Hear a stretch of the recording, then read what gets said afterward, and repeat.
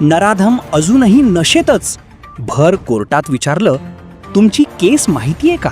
नसरापूर घटनेतील नराधम आरोपीचा कोर्टात संतापजनक दावा.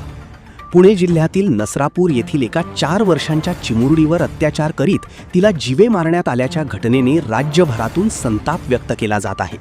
या प्रकरणात 65 वर्षीय भीमराव कांबळे या नराधमाला फाशीची शिक्षा देण्याची मागणी पीडित चिमुरडीच्या कुटुंबासह राज्यभरातून केली जात आहे. दरम्यान आज आरोपीला कोर्टात हजर करण्यात आलं. यावेळी त्याने जो दावा केला ते पाहून अनेकांना धक्का बसला आहे.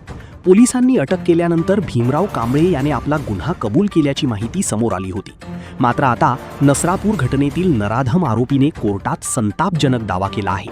न्यायालयात त्याला हजर केल्यानंतर न्यायाधीशांनी त्याला काही प्रश्न विचारले होते. त्याची उत्तरे ऐकून पोलीसही हैराण झाले आहे. न्यायाधीशाने विचारलेल्या प्रश्नावर आरोपी भीमराव कांबळे म्हणाले, मला किरकोळ मारामारीसाठी गोवण्यात आलं आहे. यावरून आरोपी न्यायालयात स्वतःचा बचाव करीत असल्याचं दिसून येत आहे.